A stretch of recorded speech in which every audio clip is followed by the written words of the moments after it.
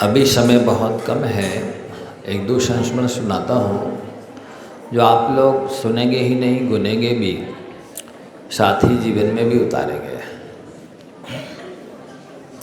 आचार्य भगवान की एक विशेषता थी कि वो सदैव पॉजिटिव रहते थे, सकारात्मक सोचते थे, नकारात्मक विचारधारा से दूर रहते थे। ये शिक्षा हम सभी को लेनी चाहिए। हर स्थिति में, हर परिस्थिति मनस्थिति में आप यदि सकारात्मक रहते हैं, सकारात्मक रहने का मतलब है कि गुण ग्रहण का भाव रखते हैं, तो कभी भी ना तो समय खराब होता है ना शक्ति व्यर्थ होती है। आचार्य महाराज से एक बार किसी अजनबी व्यक्ति ने आकर के प्रश्न किया, ध्यान से सुनेंगे। What is your business? देखिए जरा, किसी संत से ऐसा प्रश्न किया जा सकता है क्या कि आपका धंधा क्या है, व्यापार क्या है? लेकिन ऐसे शब्द को सुन करके भी आचार्य महाराज ने बहुत शालीनता से उत्तर दिया, बिजनेस इज माई बिजनेस।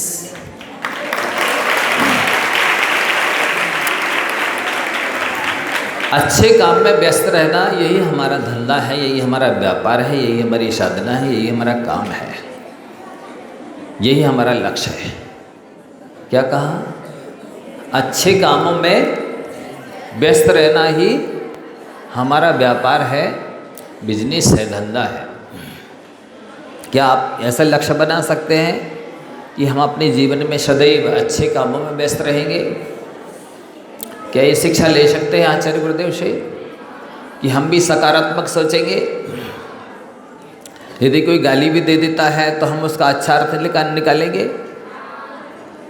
एक ही से एक शब्द के अनेक अर्थ होते हैं, तो कम से कम आप दो तो निकाल ही सकते हैं ना। तो उससे जो नकारात्मक शब्द है वो सकारात्मक रूप में परिणमन कर जाएगा, और जो अभिशाप है वो वरदान बन जाएगा। जो आपकी एनर्जी को और बुद्धि को खराब करने वाला था, वही आपके लिए चिंतन के लिए विषय वस्तु बन जाएगा, वही आपको प्रेरणा देने वाला बन जाएगा। तो उन्होंने ऐसा उत्तर दिया। एक बार और कोई विदेशी आया होगा, आचार्य महाराज से को आपने पहले तो देखा नहीं है, बहुत सारे लोग हैं जिन्होंने आचार्य महाराज को बहुत पहले से देखा है। तो उसे लगा कि इतने सुंदर हैं कामदेव के समान, और उसने पूछ लिया कि महाराज आप कौन सी साबुन से नहाते हैं? अब देखिए जरा, उसे नहीं मालूम होगा कि दिगंबर संतों के स्नान मूलगुण होता है, वो कभी स्नान नहीं करते। फिर भी आचार्य महाराज उद्वेलित नहीं हुए, क्षुब्ध नहीं हुए, और उल्टा सीधा उत्तर नहीं दिया। बोलते सनलाइट से। कौन सी साबुन से नहाते हैं? वो बोलता है अरे सनलाइट साबुन उस समय चलती थी, अब पता नहीं चलती कि नहीं।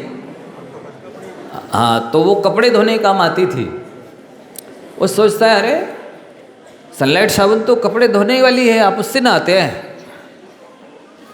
बोले नहीं, सन माने सूरज, और उसकी लाइट मन रोशनी में हम नहाते हैं।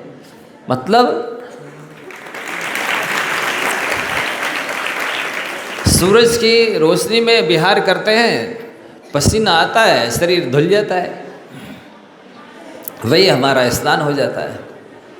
तो ऐसे शब्दों को सुनकर के भी कभी उद्वेलित नहीं होना, क्षुब्ध नहीं होना, अपना इंसल्ट नहीं समझना, बेइज्जती, तुम साधु को क्या कह रहे हो। ऐसे ही आपको भी कई प्रसंग बनेंगे जीवन में जो क्षुब्ध करने वाले होंगे, लेकिन यदि आप उनसे सकारात्मक सोच निकाल लेते हैं, अर्थ ले लेते हैं, तो आपको किसी भी तरह का व्यवधान, बाधा और मानसिक टेंशन नहीं होगा। एक बार एक साधक ने ही पूछा आचार्य महाराज से, आचार्य महाराज इतना बड़ा संघ है, आपको उसे भी संभालना है, समाज को भी मार्गदर्शन देना है, इतनी सारी संस्थाएं हैं, बहुत कुछ आपके जिम्मेवारी है या आप देखते हैं, मार्गदर्शन देते हैं, तो इससे आपको बहुत टेंशन होता होगा, है ना आचार्य महाराज टेंशन आपको? तो आचार्य श्री बोलते हैं हाँ हमारे पास टेंशन है। देखो एक तो स्वयं बोल रहा है कि आपको बहुत टेंशन होगा, और फिर उन्होंने स्वीकार कर लिया कि हाँ हमारे पास टेंशन है, तो उसको बिगल वो सोच रहा अरे इतने बड़े संत हैं, इतने बड़े आचार्य हैं और टेंशन में जीते हैं, तो इनके संत बनने से लाभ क्या हुआ? इनको जीवन में क्या आनंद आता होगा जब टेंशन रखते हैं? तो फिर भी पूछता है आचार्य महाराज उस टेंशन को कैसे झेलते हैं आप? बोले हमारे 10 यानी 10 सन यानी पुत्र, हमारे 10 पुत्र हैं, उत्तम, क्षमा, मार्दव, आर्जव, सौच, सत्य, संयम, तप, त्याग, आकिंचन, ब्रह्मचर्य। ये 10 पुत्र ऐसे हैं जो हमको सुखी रखते हैं, जो हमको आनंदित रखते हैं और हमारा मोक्ष मार्ग भी प्रशस्त करते हैं। तो इस तरह से आचार्य महाराज हर प्रश्न का सकारात्मक जवाब देते थे और सकारात्मक स्वयं लेते थे। वो कभी उससे ना तो उद्वेलित होते थे, ना ही सामने वाले की बात को सुनकर उसमें इंटरेस्ट लेते थे इस टाइप से कि मनोरंजन कर लें खुद भी। जैसे एक बार साधु आचार्य महाराज के साथ सुबह सुबह निहार के लिए जा रहे थे, शौच के लिए, और वो क्षेत्र ऐसा था, एकदम प्राकृतिक वातावरण था। किन्हीं महाराज ने कहा आचार्य श्री देखो कितनी कितनी हरी हरी दिख रही है, एकदम प्राकृतिक छटा है। तो आचार्य श्री क्या बोलते हैं, हाँ इसमें भी अपन अनंत बार जन्म ले चुके हैं। क्या बोला? आपको ये हरी हरी दिख रही है, अपन इनमें भी अनंत बार जन्म ले चुके हैं, इसको भूलो मत। वो भी हमारे जैसे भगवान आत्मा है, लेकिन विचार करो कि अभी वो कहाँ हैं और हम कहाँ हैं। अब हमें क्या करना है कि दोबारा उसमें जन्म ना हो जाए, इसके लिए इस मानव पर्याय का, मन वचन निकाय का, तन मन धन का पूरी तरह सदुपयोग करना है। वो तभी होगा जब आप सभी यहाँ से निकलने के बाद भी व्यसनों को ना अपनाएं, भावों को, यहाँ के भावों को रखें, यहाँ की भाषा को रखें, यहाँ के भेष को रखें, यहाँ के भोजन को रखें, यहाँ के लक्ष्य को जीवन में उतारें। इतना ही बोल करके अभी मैं अपनी वाणी को विराम देता हूँ। बोले आचार्य भगवंत गुरुवर श्री विद्यासागर जी महाराज की जा वाणी के ज्ञान ते। पढ़ने वाले से अब 2 मिनट तो कम से कम 5 मिनट होने चाहिए। मैं पूछ महामुनि महाराज के, मुनि श्री निर्लोभ सागर जी, निरुपम सागर जी महाराज के,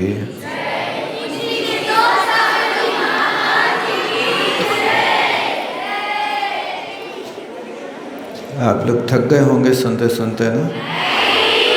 नहीं थके? एक बार की बात है,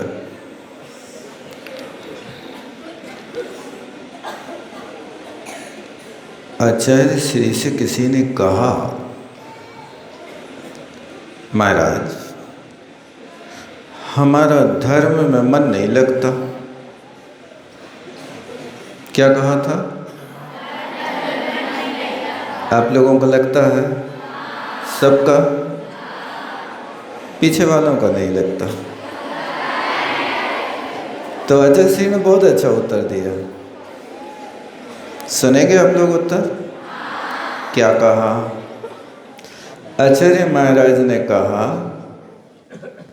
जहाँ पर मोह पालतू होता है वहाँ धर्म फालतू होता है।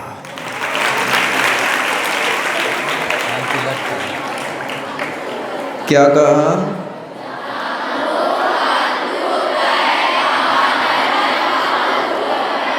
अर्थ समझ गए? यानी जिस व्यक्ति ने अपनी आत्मा में मोह को पाल रखा है, वहाँ वो धर्म को नहीं पालता। फिर कहा जहाँ पर राग पालतू होता है, वहाँ वैराग्य फालतू होता है। रागी को वैराग अच्छा नहीं लगता। और फिर तीसरी बात कही कि जहाँ द्वेष पालतू होता है, वहाँ हितोपदेश फालतू होता है। हित का उपदेश आपको अच्छा लग रहा है? बहुत अच्छा। तो आचार्य महाराज ने अपने जीवन में अपनी कोई कष्ट की व्यथा किसी के सामने नहीं रखी। एक बार की बात है, आचार्य भगवान इंदौर में विराजमान थे, देवतीरंज में थे। स्वास्थ्य ठीक नहीं था, लेकिन ये तो समता के सागर थे, सहिष्णु थे। एक दिन इनकी भयंकर पीड़ा कराह मुख से बाहर निकल गई, जबकि उनका सिद्धांत था कि सुख में फूलो नहीं और दुख में कूलो नहीं। जय आचार्य भगवान का सिद्धांत था, लेकिन क्या कर सकते हैं, जब असहनीय पीड़ा होती है तो बाहर आवाज आ ही जाती है। कुकर के अंदर एक क्षमता होती है, तब तक वो बाष्प को सहन करता रहता है, लेकिन जब अति होती है तो फिर विषल के रूप में वो बाष्प बाहर निकलने लगती है।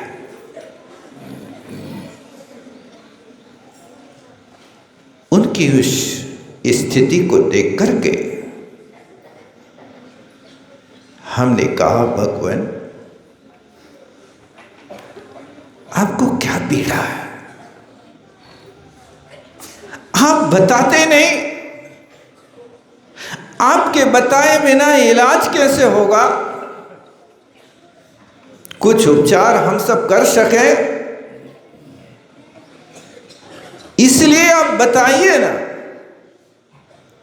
बहुत आग्रह किया। आचार्य भगवान ने पीड़ा नहीं बताई, एक दोहा बोला, याद कर लेना आप लोग, कर लेंगे। उन्होंने कहा,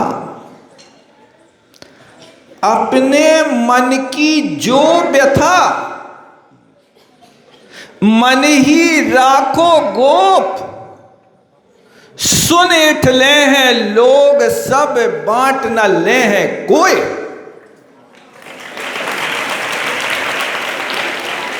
क्या कहा?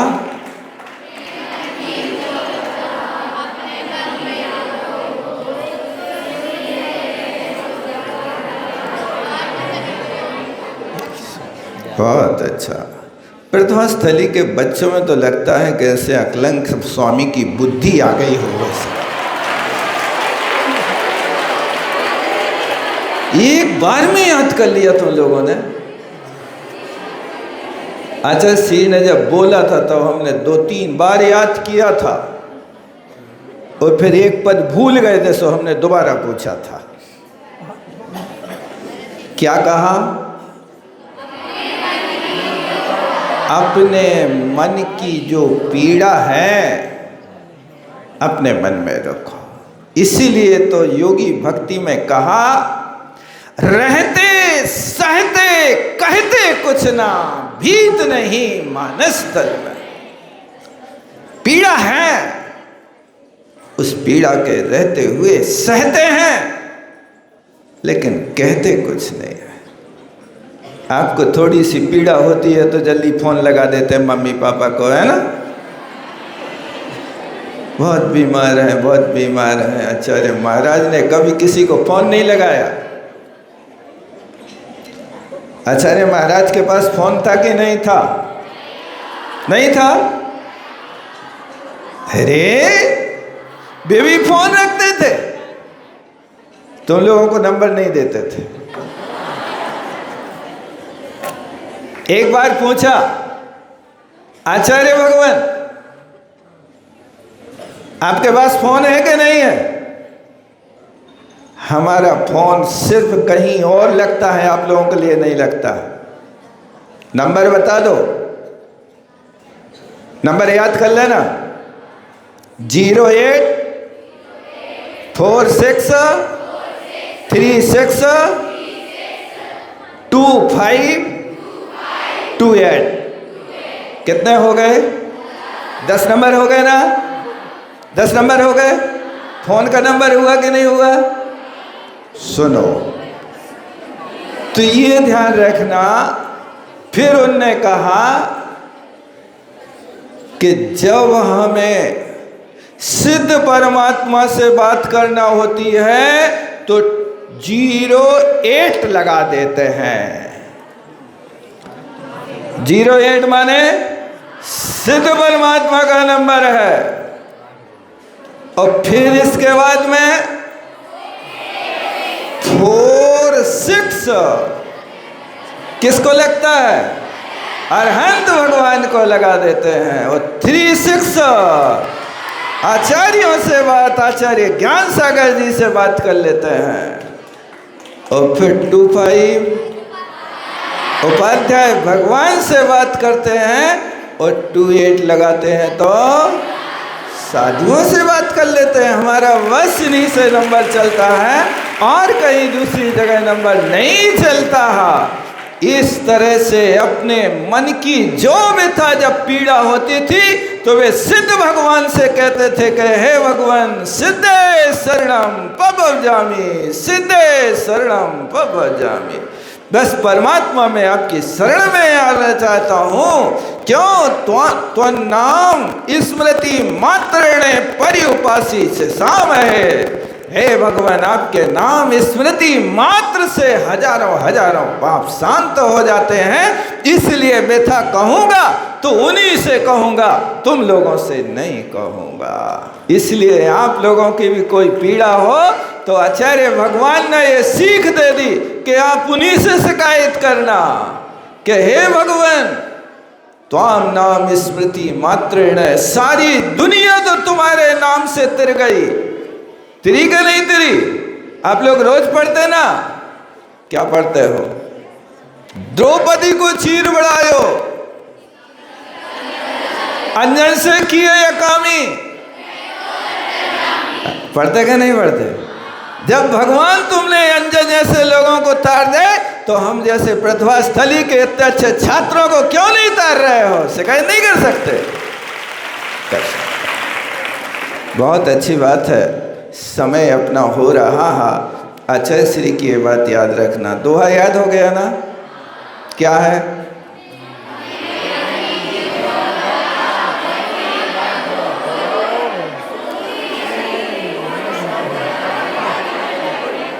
सुन इठले हैं।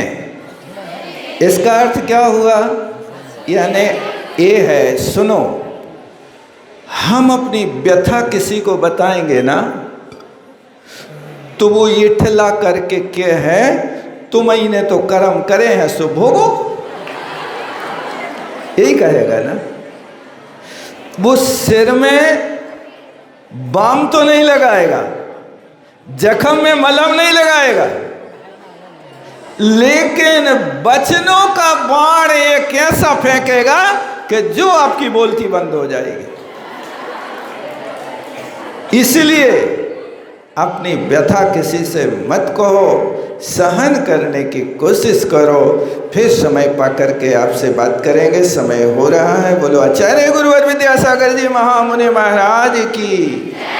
जावाणी के ज्ञान से सुजलो कालो, सोवाणी मस्तक तरु सदा देते धो।